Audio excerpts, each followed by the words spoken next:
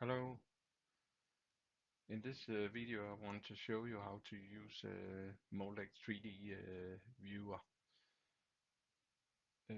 First of all,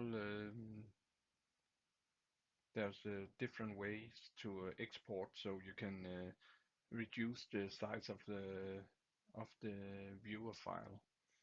If you have this is Moldex, this is not the viewer, it's the full program. Um, but if you have inside here, um, you can export if you right click here and say export for viewer. You can click here and you can export all results.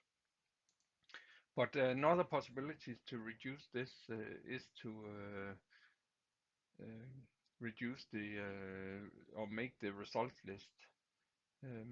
On this one, either you can go up here, but you can also do it here, result list. You can add a results list here, and then you say, okay, which results do I want?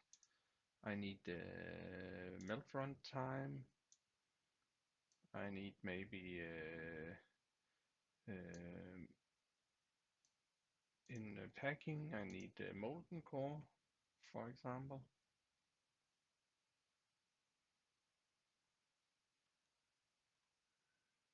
Maybe it was, yeah, that was, and so on.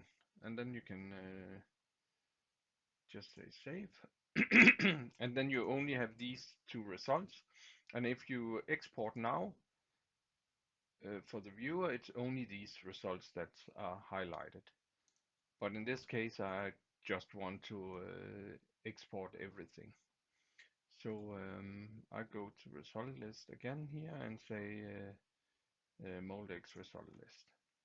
And then I export for the viewer. Export for the viewer. And there. Export. Now I have opened the viewer and now I need to open the results. This one. MRMV.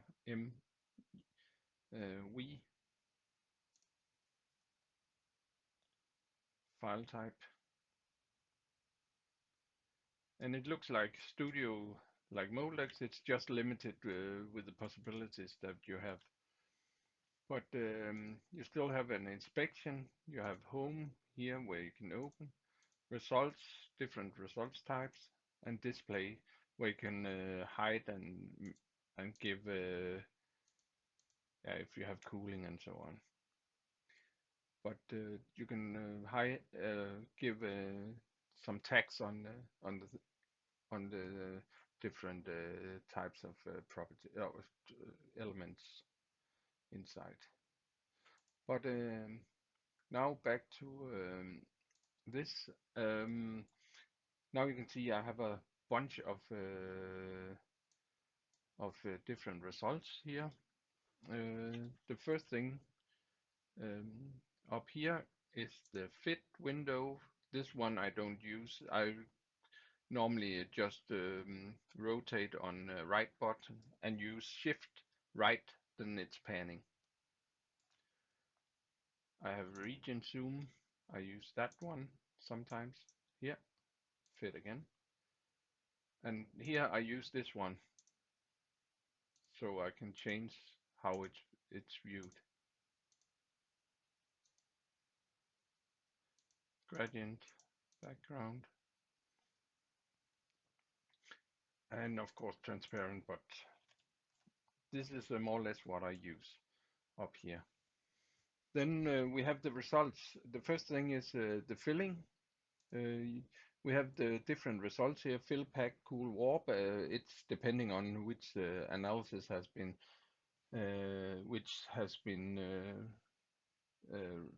run in the simulation, so you may not have the cooling, you may not have the warpage. But anyway, if we go into filling, we have then melt front time here, and Then I can use this slider up here to see how it fills the part. Normally I would like to see it actually with a single color. I use this one up, single color, like this, and without these features lines, because then I can see the flow front.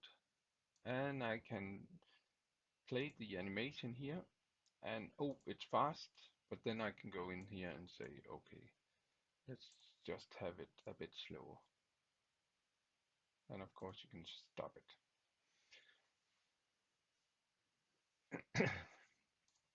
Then we have the air traps and well lines and so on.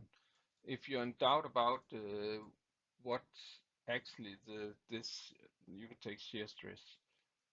Then I could double click here and you get a small explanation of what is happening or what is it, and distribution of in the part. Then we have here, up here, we have this possibility of switching on and off different like cooling code runner here and cooling channels and mold bugs and so on. So yeah, then when you have these kind, of course you can take a snapshot of it, or you can use the windows and make clips of it. And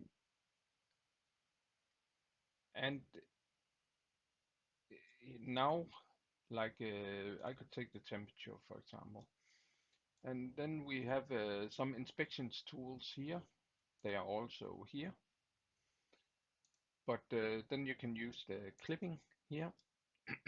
Then you look at the temperatures inside this part, and you can scale over here by pulling this down, or you can change the dimension here by double clicking and say 260, for example. Yeah, if that's, and then you have this reset display range back. This was the clipping. You can inverse and so on, just play with it. And then we have the slicing. It's just not with the rest of the part, only a slice. And then you have the this isosurfacing. Maybe it makes more sense on the cooling time. I just change here, and then you can see how the theoretical cooling time is changed to wall thickness. The wall thickness in your part is changed to a theoretical cooling time, and you can scroll off like onion rings from an onion. Exit. Then of course you have the history curve here. If you're in filling, you can do like this, sprue pressure over here, and you get like here this line, and you can go up here, and there you can, for the display, you can switch show tracker. I really don't want that, but if I click here, it puts in this one, and I can see the exact value at that stage. And if you combine this, for example, the filling pressure, you can see how it moves forward. There's a lot of possibilities here in the history. And you also have, for example, if you go to, now uh, we have this, and then I want to focus a bit on the probes and together with the history. And then I go to packing, and now in packing could be like temperatures. What is happening with the temperature during the packing? And if I right click here, it's packing time, so I have a packing time of 3 seconds. And then I can right click here and say, okay, how does the temperatures look inside my part after 1.5 of seconds? And then I can use the clipping and say, okay, I'm interested exactly in this point. I don't know why, but I am. So I can use this probe down here, probe, and say, okay, in the center.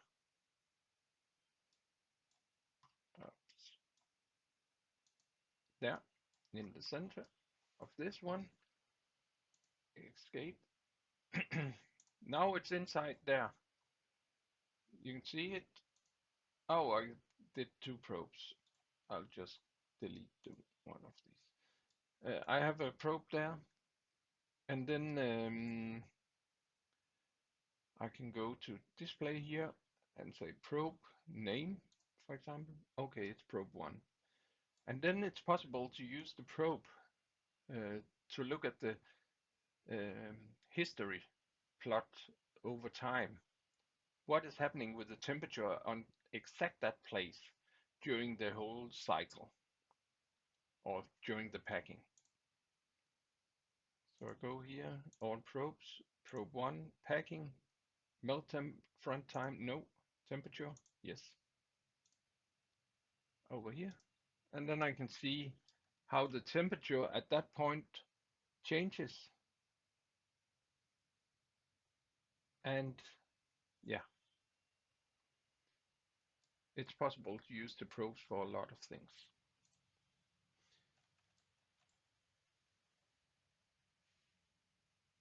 Then we have the deformation, the warpage. And of course, the warpage is, I'll get rid of the probe. The warpage is the result sometimes of most of interest, but be aware how you look at it's not that easy just to say, okay, it's warping 1.1 millimeter, because some of this is linear shrinkage, because the warpage results here, the total displacement is both linear shrinkage and warpage together. But then you can use the deformation here, and you can, to understand what's happening, you can do like this and say, oh, it deforms like this 7 times distorted, let's say 5 times. And you can see, okay, it's distorted. And then you can use this if it's switched on in the simulation, fiber orientation effect, how much of this deformation is related to fiber orientation, differential temperature effect, how much is related to the cooling, not very much, and differential shrinkage effect, how much is related to different packing conditions. It's a big number, but there's no deformation, so no warpage is introduced. Only linear shrinkage is introduced in this case due to shrinkage. And then you can, yeah, then you have the possibility to look at it. For example, if I had made a mold with 0.8 of shrinkage, then I would have deviations on my part compared to what I really wanted, divided deviation of 0.6 of a millimeter. But if I had made my mold in 1.2, I have limited this, but still I have the distortion or the different differences and outside the specification and tolerances. Yeah, and then you have the flatness. You just click on a flat surface, for example, like this, and say save and close, and you can see the flatness. Do the same with the roundness, just pick an edge here. If you get rid of this flatness, you can just click here, and then you have the roundness. You can click there, for example, and see, okay, the roundness is within 0.2 of a millimeter. Again, it's popping up in this tree. And the last thing that I want to show, no, one thing more that I forgot actually. For example, if you're looking at the molten core, this is how it freeze during the packing. There's a packing time of 3 seconds, but you can jump between the different steps and see how is it cooling off in this example, for example, like this, or you can use these up here, and then you can see at 3 seconds, so much is still not frozen. Yes, and the last thing, if you have, for example, I can compare if you have more runs, run 1 and 2, you can compare these with different types of geometries or whatever you have done in the simulation. Another thing you can do is that you could say, okay, I would look at melt temperature in this one, and I would look at um, uh, could be shear rate in the other one in the packing. I don't know what you want to look at, but then you can compare these results, whatever you want, and sync rotation, sync pan, and if I then do like this, yeah, you can see it follows. It makes most sense if you have more runs. Okay, just a small introduction to the Moldex3D Viewer and how to use it. Um, and if you're in doubt, please leave a comment, or you could also contact us. And maybe if you have you're outside our normal region, we'll just point you to some that could help you.